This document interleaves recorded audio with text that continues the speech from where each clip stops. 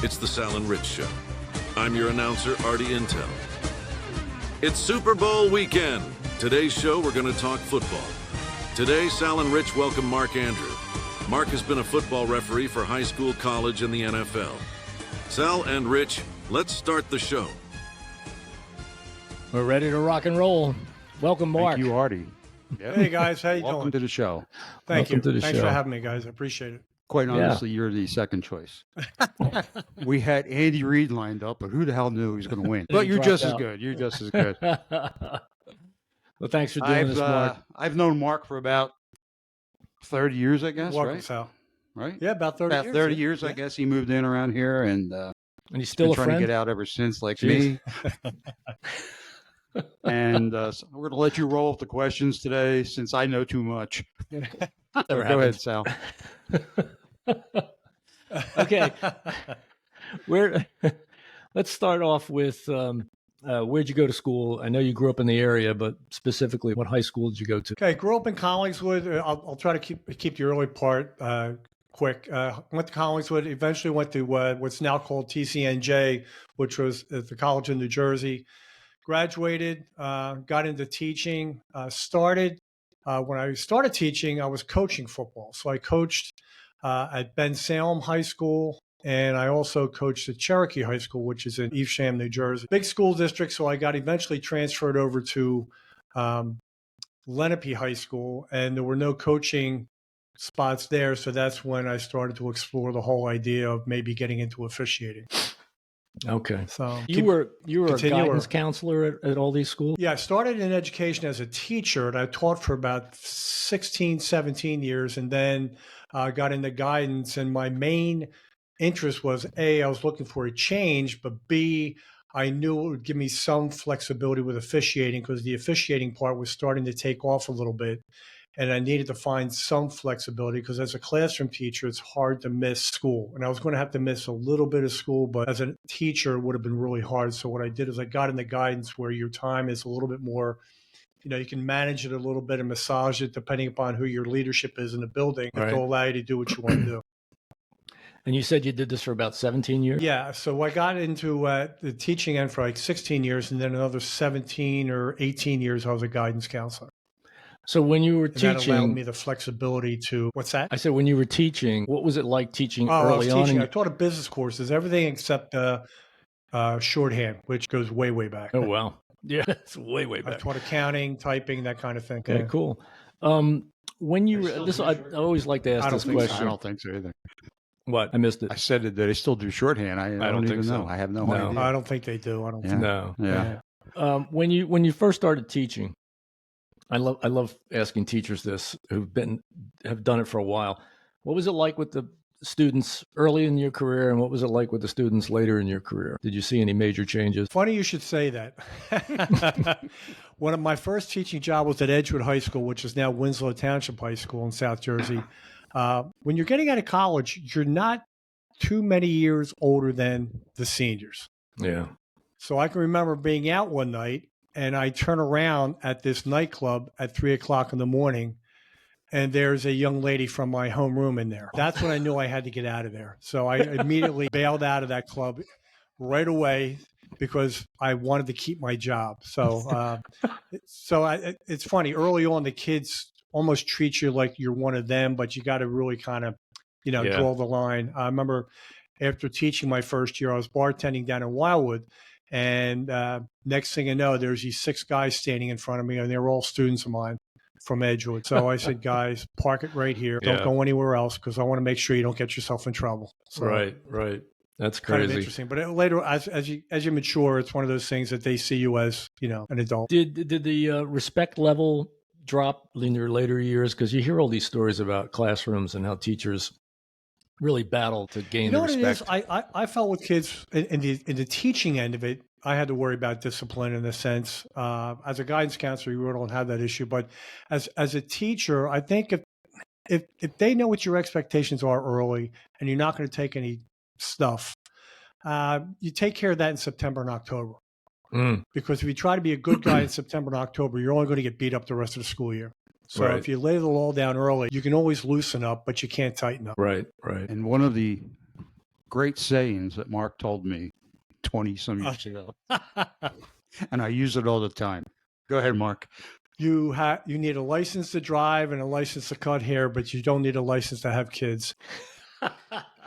Because when you would see somebody's kids and they meet their parents, you're like, now I get it. Yeah.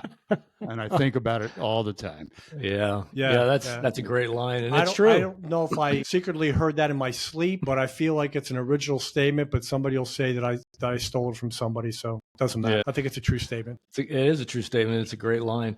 When you were a guidance counselor, what were some of the issues that these kids were dealing with? I suspect, I remember, when we were going to high school, you usually went to your guidance counselor to get guidance on, going to a college.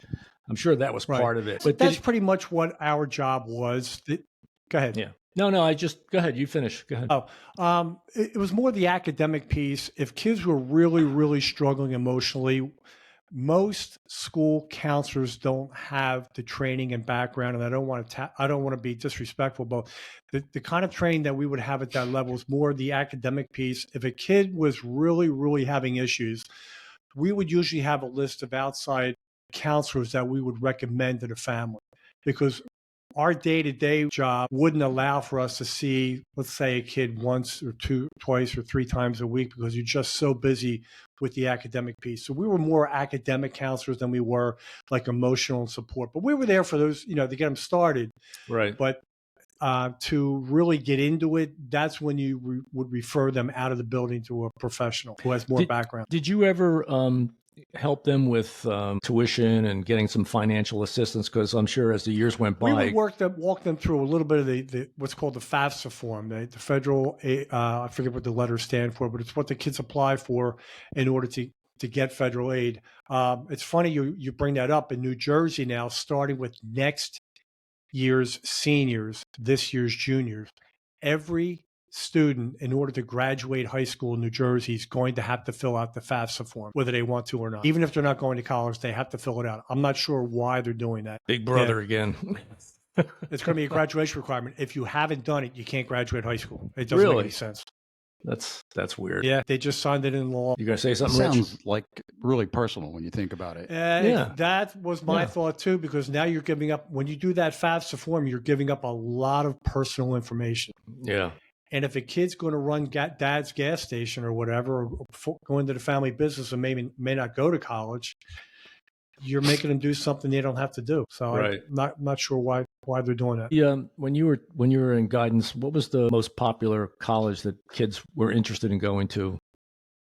Do you remember? Well, it's funny. I would always say to the kids, you should have at least 5 or 6 that you would really like to get into, because not everyone can get into their number one school. Right. I mean, for example, there was always a push, because I worked in in smaller settings and in larger settings.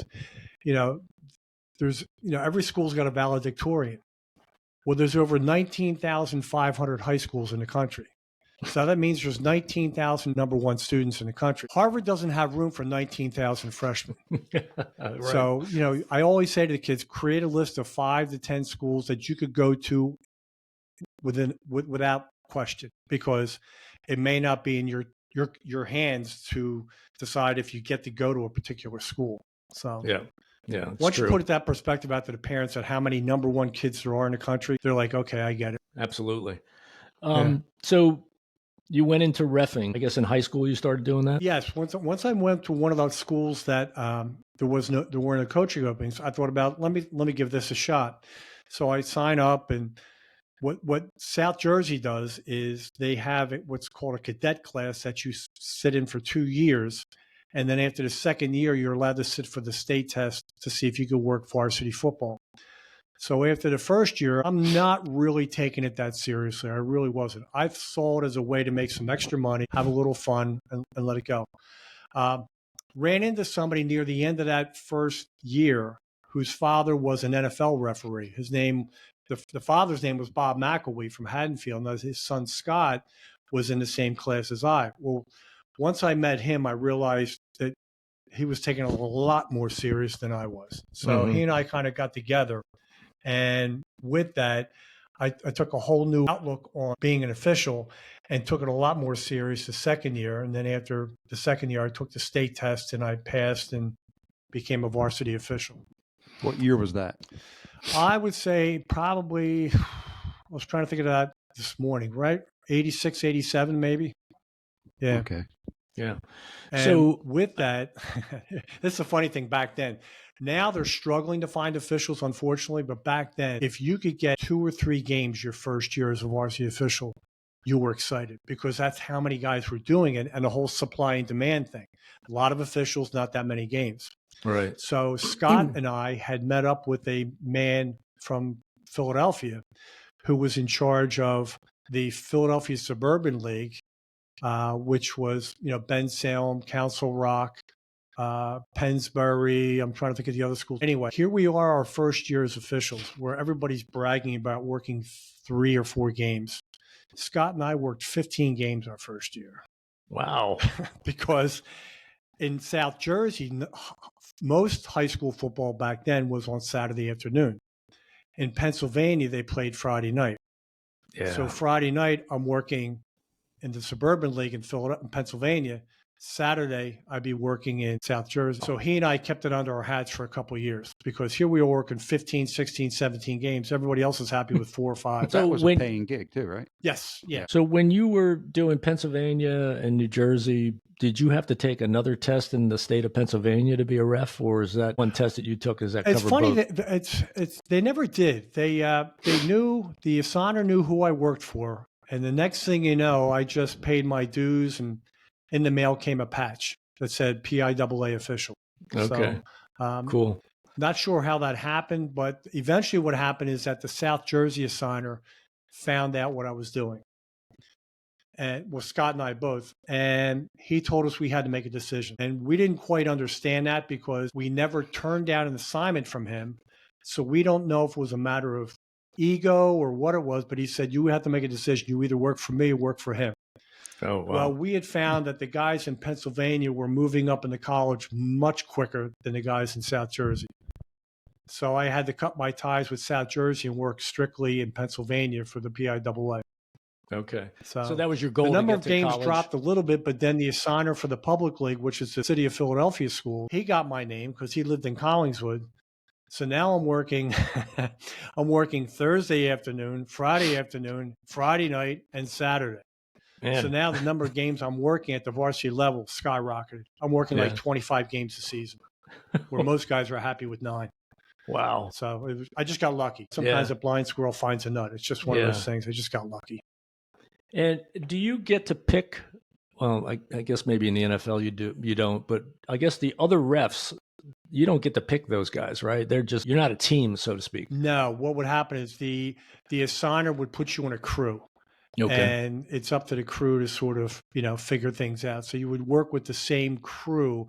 And when I was working suburban in Philadelphia, you worked the same crew every game. In the public league in Philadelphia, they were struggling for officials. They were just happy if 5 guys showed up. Really? That's how bad it was because nobody wanted to work in Philadelphia. Yeah. Oh, nobody did. Gee, why? Well, it's funny you say that, Rich. I was working at Lenape High School at the time. And when I met the assigner for the public league in Philadelphia, he said, Mark, here's the good news and the bad news. I can give you a ton of games, but the games start at 3:30. And I'm like, whoa, I'm in Mount Laurel, New Jersey, and I got to get to Philadelphia he said, get there 5 minutes before kickoff and we're fine. I'm okay. I went to my principal and I said to him, this guy, Mr. Driscoll, great guy, one of the best guys I worked with. I said, I have an opportunity to work football. He knew I was an official, work football in the city of Philadelphia. And he looked at me, he said, you'd be willing to go over there? I said, yeah. He said, hold on. He picks up the telephone. He calls the head of guidance. He says, Mark Andrew, I want his schedule so that he has lunch and prep at the end of the day so he can leave early.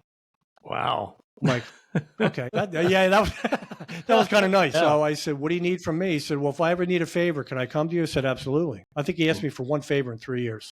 Wow. That was classy. Thought it was a great he thought it was great that I was willing to work football in the city of, because some of the neighborhoods, some of the fields were in some tough spots. They were, sure. I'll be honest. Yeah. No doubt. When you were reffing, did you run into the parents, screaming and yelling at you for your calls? Was that an issue at the time? Or because as a parent, my daughter played soccer. What happens is you work your way up and you have to, kind of earn your way sort of. But we used to call it grass time. Just get as much grass time in as you can. When you're working those little kids games, it gets a little dicey. Yeah. But the good news was the assigner I was working for at the time was also a high school official. So he understood the idea that, no, we can't have, the parents just going crazy. He would call me on a Sunday night or call us on a Sunday night after working the games on Sunday afternoon, wanting to know how the parents were and how the coaches were. He wanted to, that's the first thing he would ask. He didn't want to know how the game went. He goes, what was the atmosphere like? I needed to know the atmosphere, which I thought was pretty good. Yeah. Did you ever run into problems? At the youth level, no. Funny story, though. I was working a high school game one time, and I'm not sure why these two teams were playing each other because one team was really stacked and the other team was really struggling. So I don't know what the athletic directors thought at the time when they scheduled this game, but it was Holy Cross versus Williamstown. And Holy Cross at the time was being coached by Greg Luzinski, who played for the Phillies. Oh, yeah. So he pretty much outfitted the team. He coached the team. The guy, he was a good coach. He knew his football. So his team was stacked. I mean, when I say stacked, he had a really, really good team. Yeah. Williamstown was struggling at the time. So this game was over in the second quarter. So as we're leaving the field, I think the final score was like 42-0. Luzinski kind of called the dogs off, and it was like a 42-0 game. As we're walking off the field, I see this parent out of the corner of my eye walking along the fence, raising his voice. And, I want to talk to you. I want to talk to you. I looked to the side. I'm like, I knew who this guy was. It was the head coach's son, a head coach's father for Williamstown. Oh. His son and I went to high school together. So the crew, I said to the crew, I said, guys, you go that way. I'll take him and we'll go take a walk. And with that, I de-escalated him and brought him down a couple steps. And by the time we got to our cars, we were okay. But that's about the closest thing I think I ever had. So the guidance counseling part of you actually worked. Right. Well, it's one of these things. The guy was at a 9. I had to get him to a 6 or a 5, if you know what I mean. Bring it, de-escalate him to bring him down. Because there's no sense in screaming at him because now a 9 is going to become a 12. So, right. Yeah, it gets personal I after a while. remember the soccer games when the kids were playing soccer. Some of the parents would go crazy. Yeah. The kids are 6 and 7 years old and they're screaming at the ref. That was my experience. Anne-Marie, our daughter, played soccer in high school, and she was good, and we did travel teams and all that. And you'd go to some of these games, and the parents on the other team just screaming at not only the refs, but they're screaming at the opposing coach. One guy that Anne-Marie had had a French accent. And the people on the other, this was in Maryland, and they were making fun of his French accent. It's like, this is ridiculous. It was really petty. So that's why I asked the question, because some of these parents think all their kids are going to get a scholarship to go to, some college. Oh, that's one of the draw. Being a guidance counselor, I don't know how many parents told me the kids were Division I. Well, a Division I athlete at the high school level, they stick out. When I say they stick out, they really stick out. Yeah. They're just head and shoulders better than everybody in the building. I mean, you could play college athletics. My son played Division III soccer and he swam Division III, and he wasn't a bad high school athlete. But the Division I kids, believe me, Sal, they stick out like you would not believe. You know that when they're in 9th grade, they're the real deal. Yeah. They're going places crazy. Oh, yeah, exactly. They just have it. So how did you get from the high school level into the college level? How did that work out? Okay, so in order to go college in the Philadelphia area, you have to work at least 5 years of high school with the minimum amount of games. I think it was like 30 games or something like that. Well, I had 30 games after 2 years. It was ridiculous. But anyway, the assigner that you worked for in the Philadelphia area was Division II and Division III. So there's enough colleges in this area that the Division II, III assigner had plenty of games. Division III would be like Rowan, TCNJ, Montclair, schools like that. Division II would be like Westchester, East Stroudsburg, Shippensburg, schools like that. And you'd work for them for a few years. And that wasn't real hard to get into. I didn't think. You just had to commit to it, because sometimes you were looking at traveling halfway across the state of Pennsylvania to work a game and then drive back that day. So you're leaving at, say, 5 a.m. and getting home at 7 p.m, maybe. Yeah, it's a long day. If you're willing to commit to that, the money was okay, but you would travel together. You put 3 or 4 guys in the car, split the gas. It wasn't too bad. Getting to the next level was a little bit harder. That's as far as I got, to the 1AA level. And I'd applied a couple times, and finally, when I did get in, 1AA would be like your Villanova, the Ivy League schools. That would be like Princeton, Harvard, Yale, people like that. Trying to think, University of Richmond. Those were 1AA schools. The money was definitely better, and you did get some travel money involved with that. And that's kind of where I stopped in college. I got that far, and then that's as far as I got. And I was told that because the assigner who hired me said, Mark, you got into this later than most guys, which I did. To be realistic with you, you're probably going to get to the 1AA level, and that's probably where you're going to, flatten out, which was fine, because going back to my original story, I got into this to make a little side money on a Saturday afternoon. Yeah. So now I am working the Harvard-Yale game in front of 60,000 people, and I'm like, yeah, this is cool.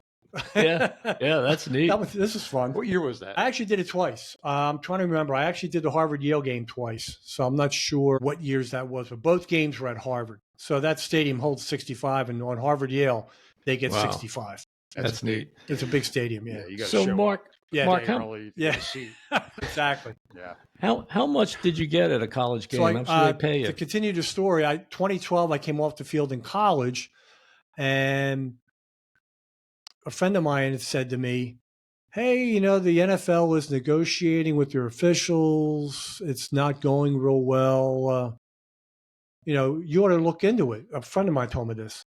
So a guy that I'd worked high school football with, his name was Chuck Williams. He was a bird dog for the NFL. His job was to go around and look at younger officials and encourage them to apply to the NFL if he felt they met the criteria, as far as ability, strength, they're in shape, rules, knowledge, mechanics, that sort of thing. So I reach out to him. He said, I thought you were still in the field doing college. I said, no, I said, I came off the field. He said, he goes, yeah. He goes, I'll send you a PDF application, fill it out, and submit it. So I did. And he told me who to submit it to, a guy down in Alabama. And the next thing you know, I get in a questionnaire, a security questionnaire, like 3 or 4 pages long, asking me questions about my background. I submit that, and then I get an email saying to reach out to this man. It's funny, I still have his business card in my wallet. He works for NFL Security. And he said, I need you to meet me at the Aloft Hotel in Mount Laurel on Route 73 in Mount Laurel. So I meet him there, and we're about 2 or 3 minutes into the interview. And I said, boy, these questions sound familiar. He goes, yeah, you already answered them once. I said, so why am I answering them again? He goes, we're looking for consistency. I said, oh, okay, I get it. They want to make sure I answered verbally the same way I wrote on the actual questionnaire. Yeah, make sure you weren't So at the end, I just said to him, I said, what do you think? It turns out that he and I have a mutual friend, which was kind of funny. He goes, it's not my decision. He said, I just submit my findings. I said, do you have were there any discrepancies? He goes, no. He said, okay, they'll be reaching out to you, and, they'll let you know. Next thing you know, I got invited to a tryout in Atlanta. And what they did was anybody east of the Mississippi went to Atlanta. Anybody west of the Mississippi was going to go to Dallas for a tryout. Because we were first, they told us you would not hear anything for 2 weeks because they were doing us first. The next week, they were doing people west of the Mississippi. And 2 weeks later, I get a letter in the mail saying, you're in. Wow. That's cool. Congratulations. Yeah, it was pretty neat. It was pretty fun. How many games did you do? We did the clinic in Dallas first, and then I did a total of 7 games, 4 preseason and then 3 regular seasons, and then they settled the contract. Damn it.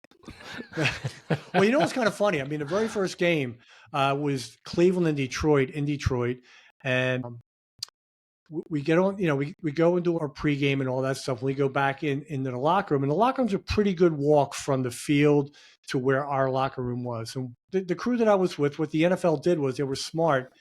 If you ever look at an NFL's official shirt, it's got a number on the back and his position. Like if he's a referee, it says R, and then it says his number. Well, what they did with us is that they just gave us numbers. And the reason for that was they didn't know what position you were exactly going to work, so they want to be able to move you around. So they didn't want to have a position on your back which I thought kind of made sense. It really did make sense. But anyway, getting back to Detroit, we're sitting in a locker room, and it was a pretty good crew, I thought, at the time. All of a sudden, it gets really, really quiet. And I look around the room, and I realize for these guys that it's finally settling in that they're going to step on the field in about half an hour and work a football game. Wow. In front of like 55,000 people. Well, I think everybody's butt got about that tight. And I just looked around the room. I said, guys, look at me. Look at me when I say this to you.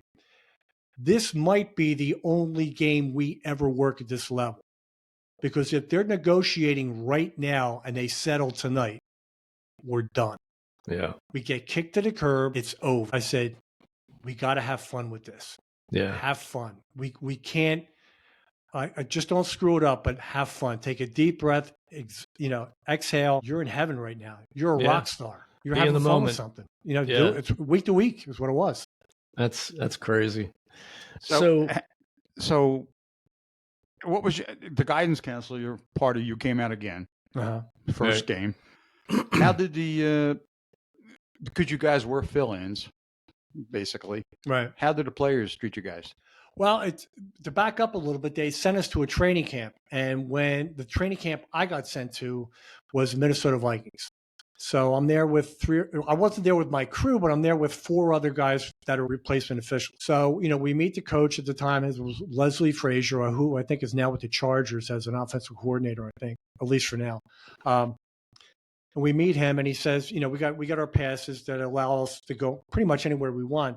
He said, I won't need you guys till the afternoon. He said, but you're more than willing to come over in the morning and just hang around and watch and that kind of thing. And I wanted to do that because I wanted to try to pick up on the speed a little bit because I'm coming from 1AA football, which wasn't bad. Don't get me wrong. But now we're talking to guys that do it for a living. Yeah. And that first practice, it was an eye opener. And one of the guys I was working with was a retired Big Ten official. This guy, Hank Zaborniak. And I remember looking at Hank, and Hank just looked at me and says, when you're thinking about blowing your whistle, don't, because these guys can make extremely amazing plays. He said, when the play's over, it's over. So where I'm going with this was our very first time on the field was that afternoon, and the head coach wanted to go goal line, meaning he wanted to put the ball on the 5-yard line and be going in from the 5 to the goal line. So they called that like a goal line set. I'm standing on the sideline, which is where my position was. I was on the line of scrimmage. And next thing I know, the players around me start moving onto the field, and they're getting in my way. So the ball snapped, the ball carrier goes in, and they're waiting for a whistle. And the linebacker coach for the Vikings at the time was Mike Singletary. I don't know if that name rings a bell. Oh, yeah. He's nuts. Yeah. Mike Singletary is nuts. Nobody talks to him during lunch or during breakfast. Yeah. Oh, yeah. Yeah. And he coached the 49ers, and he got himself in a jam there because he was just laying players out in the middle of the game. He turns and looks at me and says, what do you got? I said, I got nothing. He says, what do you mean you got nothing? He starts walking towards me. I said, I got nothing. And he goes, why do you have nothing? I said, because these guys are in my way. And with that, Leslie Frazier looked over and smiled. He goes, I got it. He goes, if anybody gets in his way the rest of the scrimmage, you're going to get fined. With that, everybody just backed up. So that was the only incident I had where the players were we were told that. We were saying, look, the players aren't real excited about you guys being there, so you may get a little pushback. That's okay. It's fine. Yeah. We're good. Right. Yeah. Singletary is one of those I went guys. to one of your games. It was up in New York, right? Yes. Yeah. Singletary, I remember him on the field. His eyes were like, popping out of his head. He was so focused. Oh, he played for the Bears. That's the look I got. That's the look you saw on the field is what he gave me. Yeah, he was with the Bears, I think, when he played. He was with the Bears. He was a Hall of Famer. What do you mean you got nothing? Well, I got nothing because I can't move. Everybody's in my way. Oh, man. That's crazy. So tell me what it's like when you're playing a regular game. Do the coaches come up to you and tell you that there's going to be different formations that you're going to see during a game? So to give you a heads up? What happens is this happens at all levels, high school, college, and pro. The referee and the umpire's guy that stands in the defensive backfield just behind the linebackers, they go in and meet with the coaches, and they'll go over any plays where they feel like they want to make sure a foul's not called because they know they're doing it, or any trick plays, just so that we would be prepared for them. So what would happen is they would come back from that meeting and we would go over any unusual situations or unusual plays. And there are some coaches. I remember a high school coach that I had in Pennsylvania. Legendary. I mean, his son ended up being the head coach for the Cleveland Browns, Mike Pettin. Mike Pettin was at Central Bucks West, and the guy was a legend. He told us about a play before the game, and we looked at him and said, "Coach, can't do that." Well, I'm going to do it tonight. It's okay. Oh boy. You can go ahead and do it, but we're telling you right now, we're going to throw a flag. Wow. Yeah. And we got supported on it by our signer. He tried to sneak a player on the field. Wow. We told him he can't do that. Yeah. So my is what it is. My future son-in-law played semi-pro. He was a wide receiver, and he's pointed. We watch games together, and he's pointed out things to me that I was never aware of. So if somebody's coming in off of the sidelines and they kind of swipe their across their chest, that means they're coming in as an eligible player. Is that right? Do I have that right? What the NFL does, the NFL has a rule that you can, the other levels, high school and college, you have to be eligible by position and number. Okay. The NFL allows a lineman like number 64 to report like the whole Lions thing that they had that issue in that game where they said the kid never reported. Yeah, that was the Cowboys and the Lions. Right, there you go. That's the game. Yes, still to be determined. I'm not sure what happened there, but at that level, at the NFL level, they come into the referee, the white hat, and report. And then what the referee does then is go to the defense, and that's when he's swiping his number, swiping his shirt, saying this number 64 is eligible on this play. They have to do it every play. They can't just stay there at that position and be a tight end for 4, 5, 6 plays in a row. Right. They actually have to report each time they're going to be an eligible receiver. That's what I meant to say. And that's what happened in the Detroit Cowboys when you're sitting game. there, yeah. Just let me finish. Their week referee 17, there's claiming that guy never reported, but it really looks like he did. I mean, it looks like he did. I mean, and you know what? The NFL is going to cover for him to a point, but I'm sure behind closed doors there was a different discussion. Yeah, and apparently that ref. When you're sitting there watching a game, you're really observing. Yeah. Yeah, my family hates it when I watch a game because I have a remote control where I rewind plays and slow them down so I can look at them. I do that all the time, and it drives them crazy. But yeah, I think they missed the hold. And I hit this. You pause, rewind, slow motion. Yeah, I drive him crazy. Yeah, my future son-in-law Quentin, he does the same thing when we're watching a game. He says, "Look at that, you missed. They missed this, and this guy was offside, and he sees it all. It's so quickly. It's amazing. Yeah. But when you're playing at that level, you're watching out for everything. So yeah, I will say this. I've told Rich this a few times. Go ahead. I told Rich this a couple times. The NFL has a printing press in the basement. They print their own money. There's nothing that they won't do to make something work. I remember when the preseason ended, they wanted to bring all of us in for a 3-hour meeting. So they have a special branch of the American Express travel agency that does all the NFL travel. We all got tickets to come into Dallas for a 3-hour meeting. The meeting ended.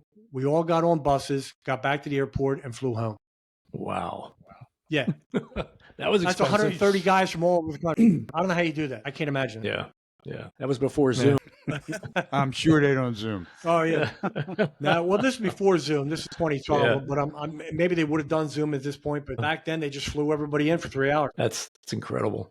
Yeah, they are a printing press. I said they are a printing press for money. That's for sure. Oh, absolutely. I'll never forget when I was going to be flown to Dallas when I got in, and they were going to fly me to Dallas. And the ticket came in my email at on a Sunday morning. Just like I'm going to say 8:15, I saw it.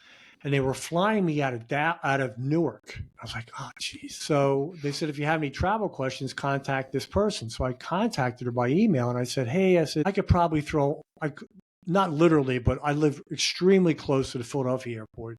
Is there any chance I could fly out of Philadelphia?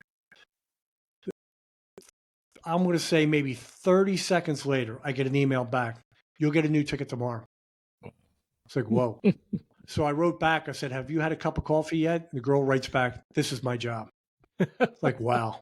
Jeez, crazy. That's crazy. Yeah, that is crazy. Unbelievable. When you traveled with the NFL, they put you up at night, Marriott or something, meals, a whole bit. Here's how they worked it. I thought it was a great deal. It was a great gig.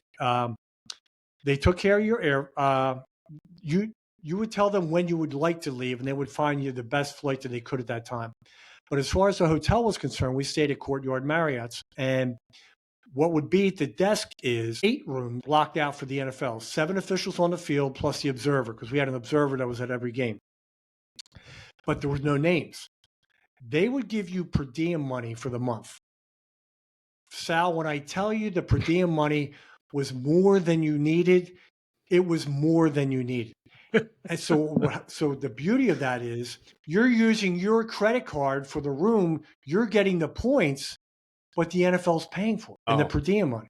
That's a good gig. Right. So, and not only that, you're really, in a sense, paying for your meals, because I can't remember the exact dollar figure, but I said, this is my monthly allowance? They said, yeah. I was like, Wow. Okay.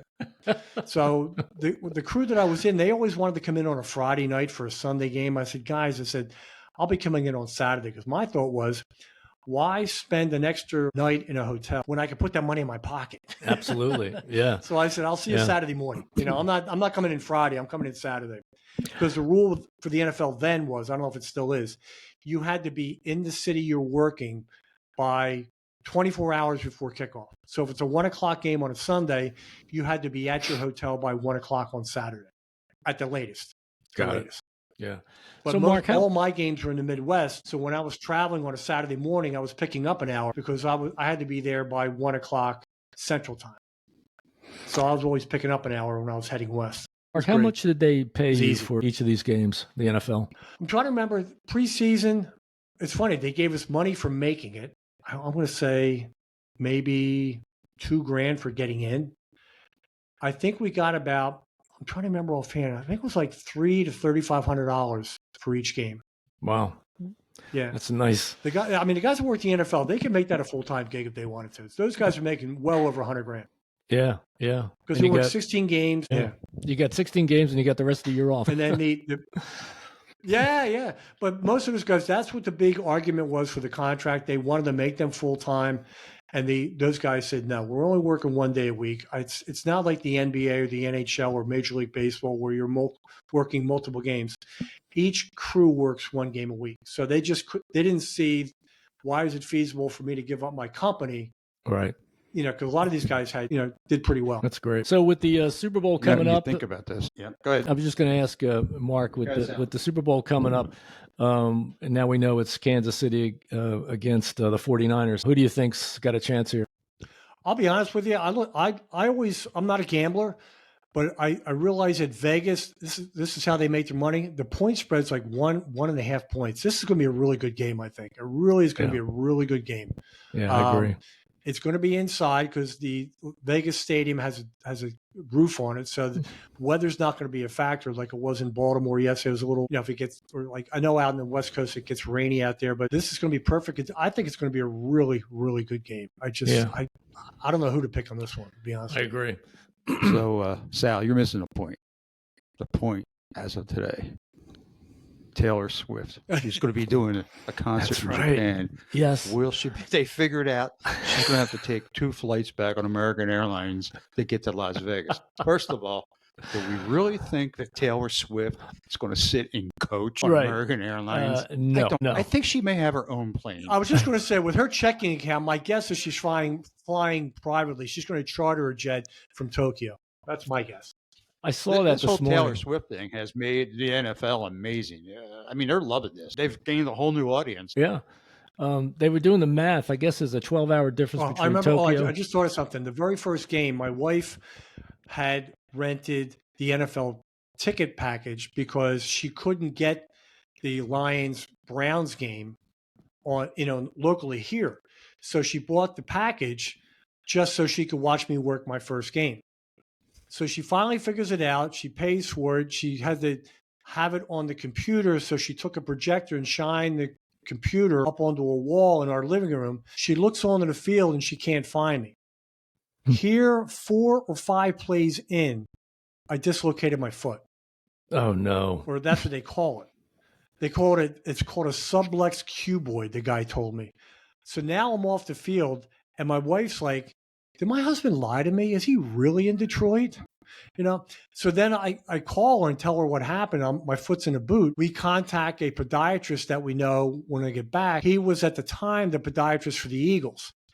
And I said, hey, Lee, are you available today? Because I'm coming home on a Saturday morning because it was a Friday night game. He goes, well, I'm up at Lehigh right now, but I'll be down at Margate after the practice. He goes, come down and see me in Margate.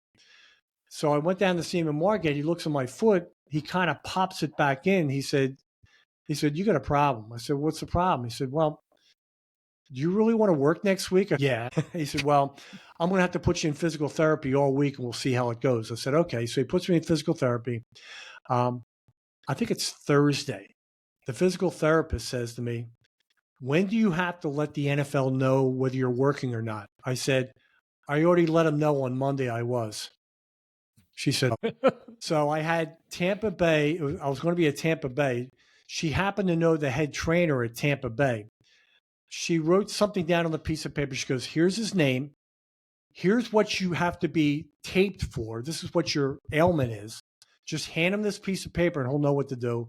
Give him my name. So I said to the NFL security person who was driving us to the stadium, I said, can we get there a little bit early? I need to get my ankle taped. I was trying to downplay it. Right. Oh, yeah, sure. We'll get you there. I walk into the Tampa Bay trainer's room, and there's all these guys like 2 feet taller than me and about 150 pounds heavier than me, just kind of looking at me. And I said to the guy, I said, I'm trying to think of the girl's name now. I said, do you know Mandy? I can't think of her last name. He goes, yeah, we went to school together. He said, well, she told me to give you this piece of paper. I give him the piece of paper, and he looks at it. He says, you're going to work? I said, yeah. He goes, go get dressed. So what he did, he said, go get dressed. He actually taped a cast under my shoe, put the shoe on, and said, don't take the shoe off till the end of the game. Wow. So, wow. I remember she freaked out because she thought maybe I wasn't really working for the NFL when she didn't see me on the field in Cleveland, or Detroit, I should say. Detroit. You toughed it out. Pretty crazy. Did you get an offer to work for the NFL after the strike was over? I had done my homework a little bit. I knew that I'd aged out pretty much. They'll never say that to you because they can't, but I knew I was at the end of doing all this. But I thought to myself, in the real world, a union would call us a scab. And I couldn't see, I don't know if anybody from that group ever came into the NFL, but I said to myself, I got one shot at this. I'm going to do it.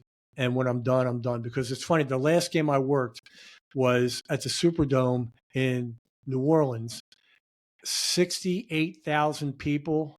Wow. That next Friday, I worked a high school game at Shalleck down in who knows where, South Jersey, and there might have been people there. So the athletic director knew who I was. He had heard about it. He said to me, he goes, I'm really sorry I couldn't give you a bigger crowd. I just started laughing. I said, nah, football's football. Everybody's excited. Football's football. That's great. Yeah. Well, we're coming up against our deadline here. We try to keep these to about almost an hour. Okay. I want to really thank you for the stories, Mark. They've been fascinating. It sounds like you've had a thanks for having career. me, Sal. Rich, I really appreciate it.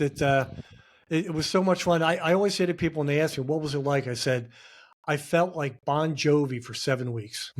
I felt like a rock star. No, I did for 7. I mean, here you are riding in this van. Yeah. And you got security, and security's walking you into the stadium. Yeah. I was a rock star for 7 weeks. It was great. I loved it. These are great stories. Live 3 houses away from them. Some of these are new. Oh, okay. Yeah. Fascinating, really. Yeah. I don't like to tell them because I know it's boring. Was it exciting? Absolutely. I'm not going to lie to you. It was exciting. But some people were like, yeah. You were a replacement ref. Big deal. Okay. That's all right. That's fine. If you're into sports and you like that football, I mean, this is great. Yeah. No, yeah. It was just a lot of fun. It really was a lot of fun. And we do know, Sal, that at least great. Great. Oh, thank you for the time. And if you watch the show, we always end with a song. And somebody told me that you're a Tower Power fan. So, oh, absolutely, yes.